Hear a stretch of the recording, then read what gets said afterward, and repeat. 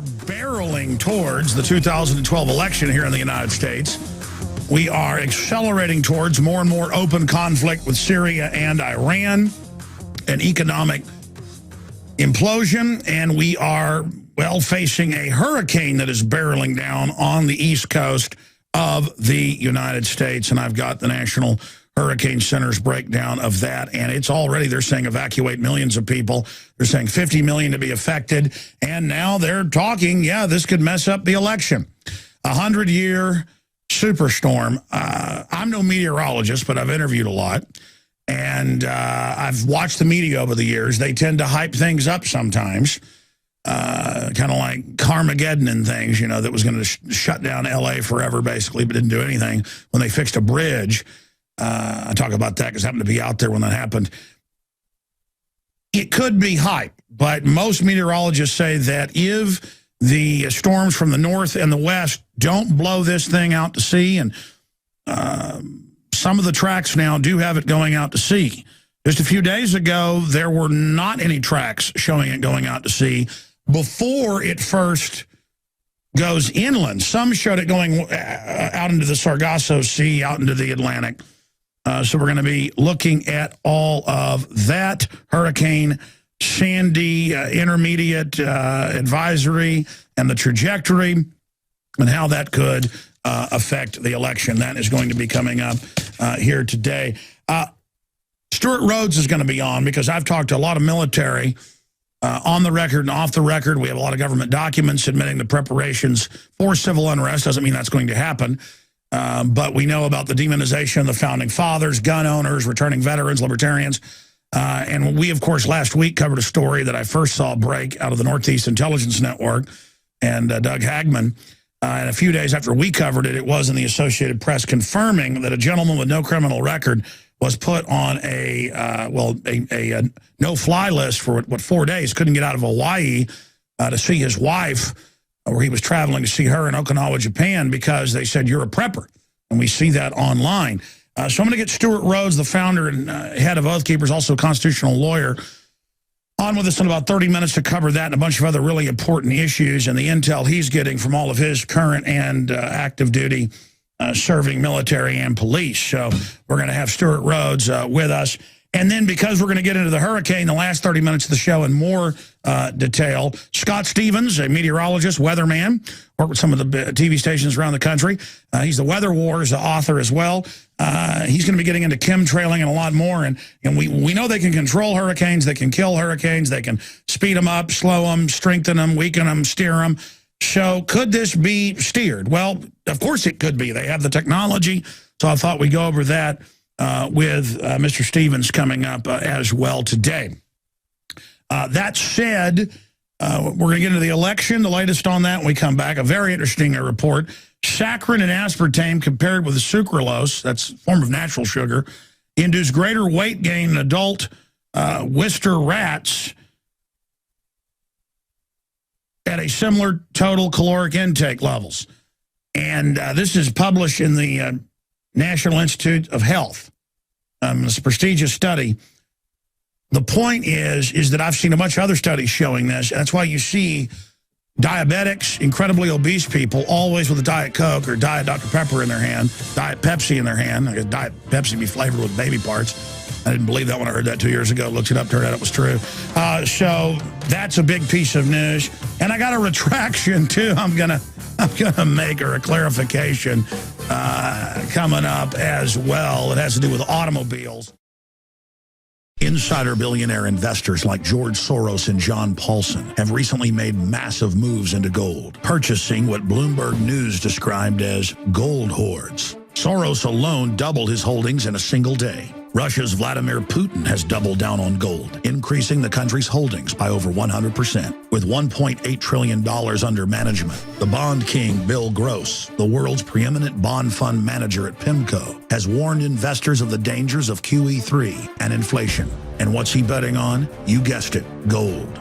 Friends, this is Alex Jones for MidasResources.com. For more than 15 years, I have exclusively used Midas Resources for all my precious metal needs. Whether it's bullion or collectibles you're looking for, Midas Resources is simply the best. I own my gold as a hedge against inflation. This Federal Reserve fiat currency could go the way of the Deutschmark and the Weimar Republic anytime. In these historically dangerous times, it makes sense to physically hold gold and silver. Midas already has some of the best deals in the industry. But if you give them a call and mention the radio special, they will give you a list of the day's super specials. Midas brokers are standing by to answer all your questions at 800-686-2237. They also have a lot of informative free literature explaining the opportunities and risk of holding precious metals. They are ready to answer your questions at 800-686-2237. Again, that's 800-686-2237. I'm Alex Jones. I love liberty. I hate tyranny. I hate bullies.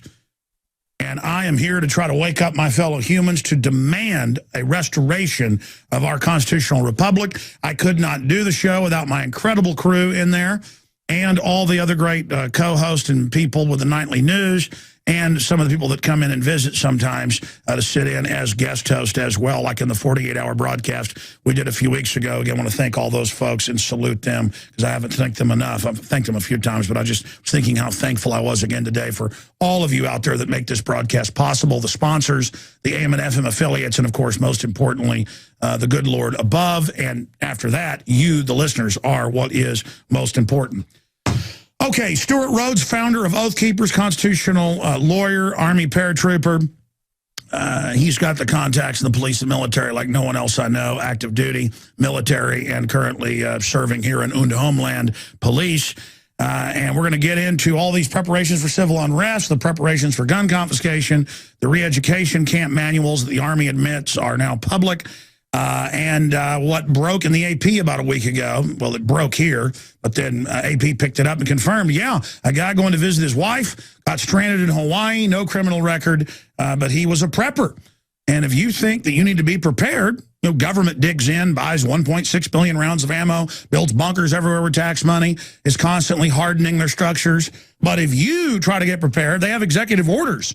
Just look them up to confiscate your food, your water, to put you into force work brigades. Each president has reissued them. Just type in presidential executive orders on confiscation of food, hoarders, forced labor. Look it up. You'll find dozens and dozens because it's been reissued over and over again, sometimes multiple times by the same president. So people say, well, give us a number. Look it up. There's literally dozens of them. In fact, guys, just show people that are watching on prisonplanet.tv. Type in executive orders for forced labor and then executive orders for food confiscation or executive orders for seizure of infrastructure. Again, this is a show where we want you to check out our claims and what we're saying. Now, I'll tell you this. We are incredibly accurate over 95% of the time on average. And when I do mess up, it's generally a whopper because I'll be out there managing stuff or signing checks or, you know, reviewing a video report during the breaks. I don't just sit around during the breaks, or my wife calls, or my kids are running around the studio, or, you know, whatever the case may be. Yeah, just click web for executive orders, guys, and it'll pull them up for you. And then just print me some of those.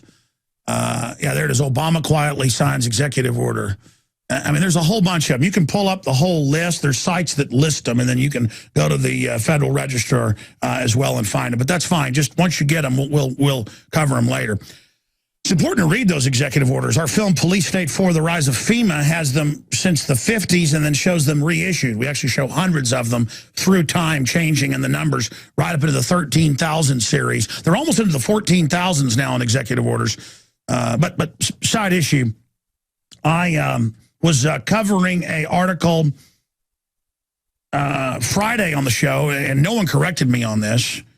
I was listening to a rebroadcast on a local station and heard it, and it just blew me away. I'm like, the way I was talking, it sounded like I was saying Jeep was owned by General Motors when we all know it's owned by Chrysler. I mean, I grew up with Jeeps. My dad's got a Jeep. I know that. Sometimes I listen to my show, and it's when I mess something up, it's such everybody does that. You know, you'll call people the wrong name or whatever, and it's always because I got 20 other things going on in my head, and the reason... yeah, here it is. This is out of the Washington Examiner. Jeep, an Obama favorite, looks to shift production to China. And then I was pointing out that the bailout money, $20+ billion to General Motors, you can look this up, helped move Hummer non-Hummer, they stopped that. Help move, this article says the Hummer's what fights with Jeep. That's why I said that. Help move Cadillac and help move Volt to China. But now Jeep, separate, is looking to leave Detroit. If you got to leave Detroit because it's collapsing, even though it's a great American city or was, why do you got to leave the U.S.? Man, that's crazy. People need to let Jeep know and Chrysler know, do not move it to China. Unbelievable. Can I buy anything made in America? I've never been a Ford guy, and I've got a Ford truck now, just because I want to try to buy something made in America while you can still say something's made here. And I know most of the components are made overseas. It's unbelievable how they have set up the tax incentives and the rest of it to ship jobs out of this country. And speaking of the roads, street lights turned off in their thousands to meet carbon emission targets. This is out of London Telegraph. All over the world, including here in the U.S., they're saying they're going to start turning off most of the street lights because it's bad to have electricity, because carbon dioxide that comes out of coal-powered plants is bad for the earth. Folks, plants respirate. They literally engage in photosynthesis with the sunlight using carbon dioxide. Humans exhale it. And you can type in the New York Times article.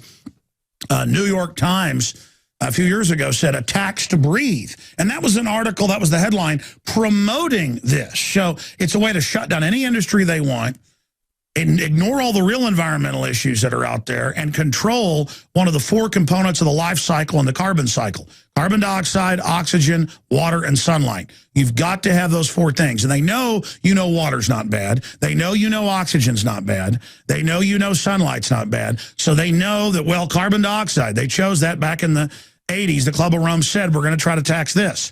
Because a lot of Americans think it's carbon monoxide, the stuff that'll kill you.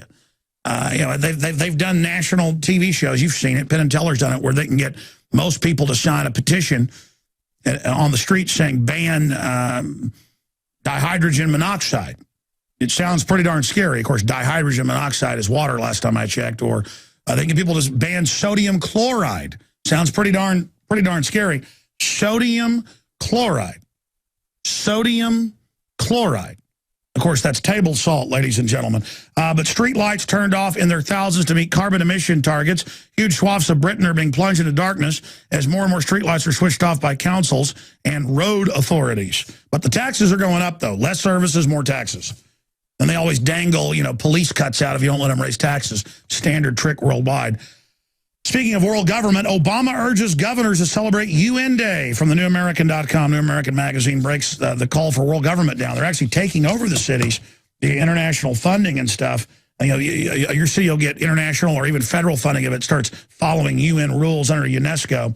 And more on cars later. Robo-cars are coming to crowded California freeways near you. And I've got a big stack of articles about, robo-cars are going to be safer.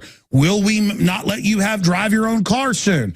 And the answer is, Toyota and others have said this years ago, and now I've got a new Toyota report here admitting it. They're going to say, well, the computer watches you, and if you're doing something dangerous, it'll take over. So, see, we're already talking about computers running our lives, robots running our lives, not just drones doing the fighting and combat robots. And I saw an ad on News 8 Austin when I was surfing the other day for Austin Lexus. And it was about a face scanning system. So I clicked it, and sure enough, it goes, the new Lexuses tell you if you're tired. Scan your eyes. Yeah, and they're dialed into a cell phone that'll report you to the cops down the road, just like OnStar does. They didn't tell you that part. Everything we said came true. Everything we've done has been right. Okay, my friends, we're going to get into Hurricane Sandy right now, and I have really been hoping that all this Frankenstorm hype of the last 5 days or so was just that hype. I had really been hoping earnestly that the Blue Norther coming down and the big West Coast cold front blowing out of the Pacific, that they would get to the coast early and somehow blow that hurricane out to sea. Instead, I know you've been following and I've been following it. It's 50 million people are in its path, and the gusts are now up to 100 miles an hour. It had been weakening a bit. Now it's strengthening. I have the National Weather Service report here in front of me.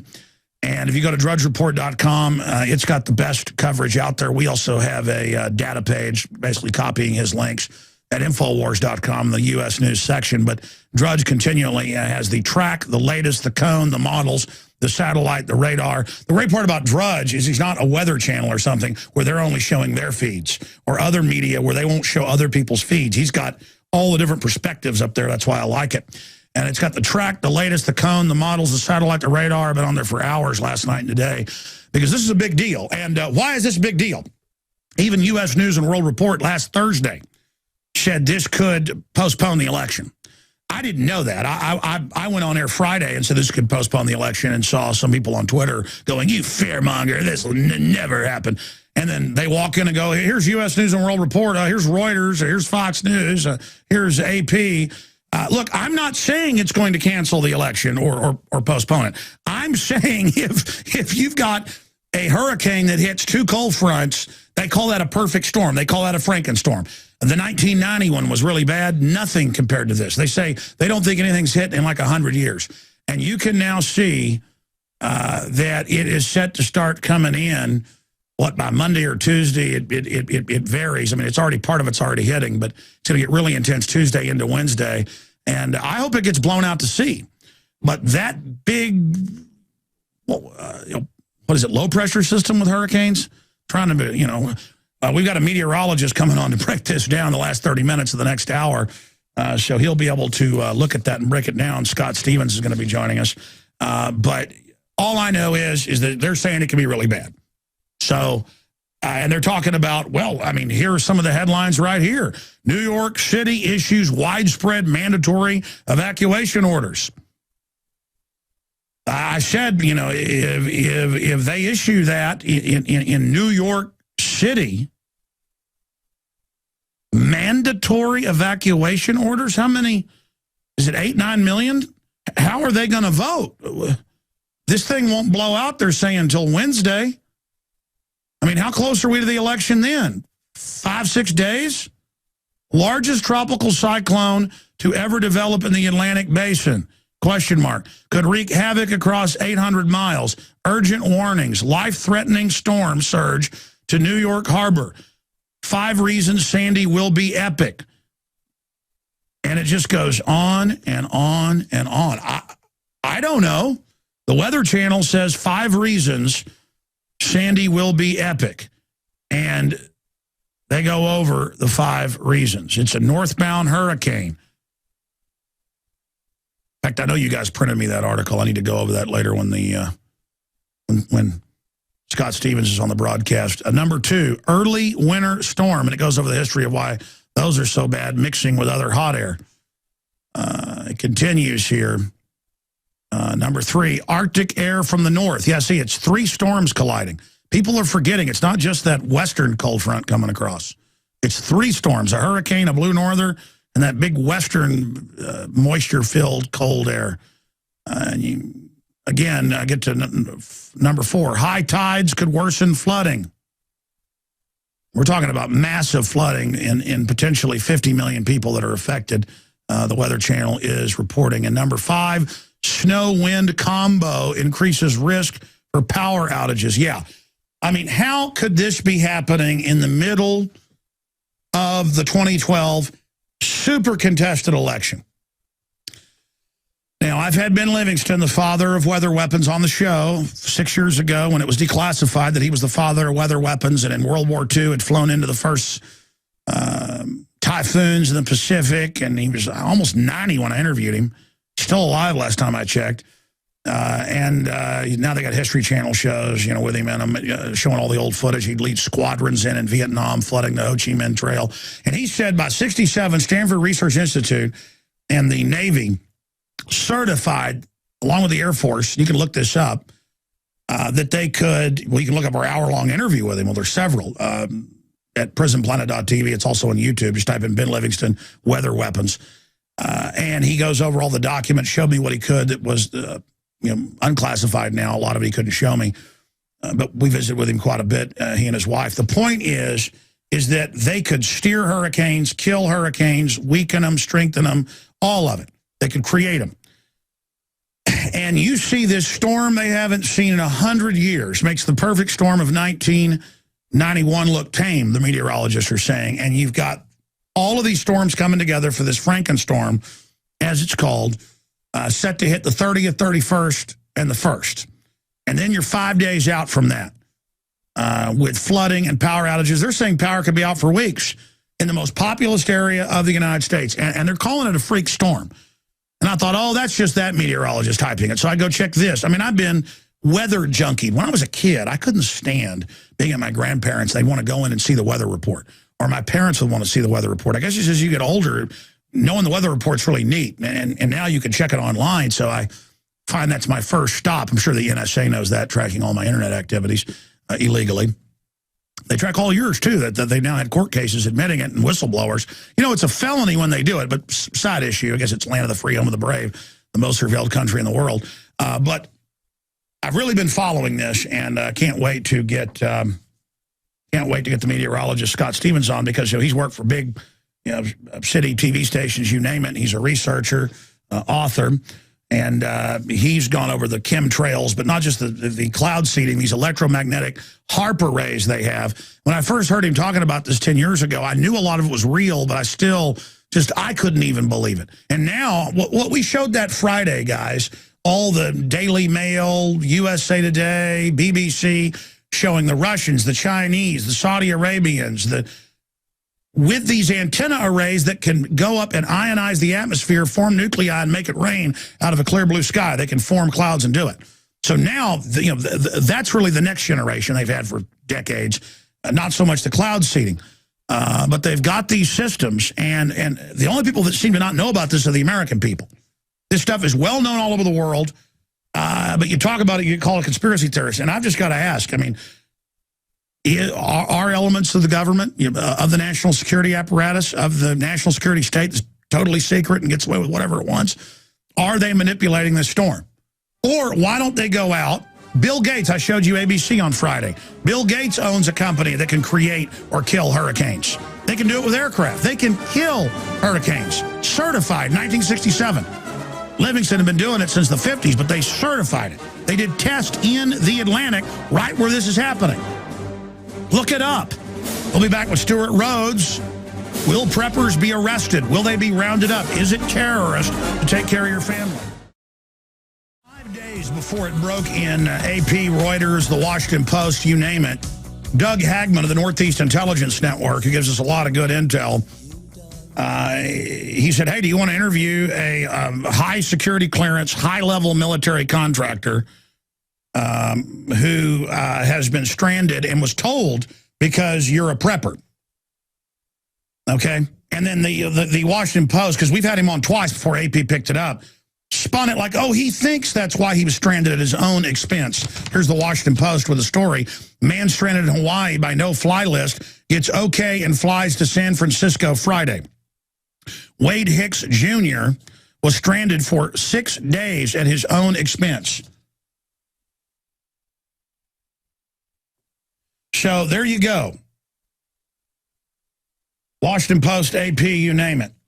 Now, this is only a window into a larger issue of how they're going to use domestic checkpoints on highways. This has all been announced. With federal checkpoints, federal police, and TSA goons. At airports, you name it, that's where you'll just be disappeared for political reasons. We now have the Army manual that I'll pull up and give you the number on, which they have said, yeah, that's their manual. Where they use the term re-education camp. They don't use the term, we'll take political dissidents. They use the Soviet term. We have the executive orders now for all sorts of tyranny. We have Army manuals about confiscating guns that have come out the last few months. All of this is coming out now. And you can just type in, new Army manual has military trained for gun confiscation. Or, Army War College, professor, prepare for war with the Tea Party. I mean, look up these keywords I'm giving you. This is mainstream news.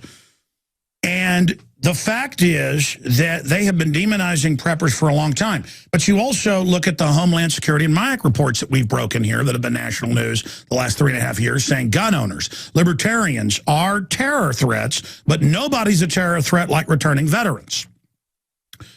So why are preppers who run the gamut politically, who think, hey, you need food, you need firearms, basically granddaddy. My grandparents still have a grandparent alive, God bless her, almost 90. They always, have a few months of food, always have firearms, always know how to can stuff. That's bad. That's why they're going after Amish. They're going after people with backyard, front yard gardens. The system doesn't like it. They're trying to restrict all sorts of swap meets, garage sales. A year ago, Louisiana passed a law, no cash used in secondhand sales. They want to track everything through the NSA grid illegally. Visit Infowars.com and PrisonPlanet.com. When you're on the site, you can also tune in 24 hours a day to my daily radio broadcast. There's also a free iPhone app to listen to the syndicated radio show when and where you want.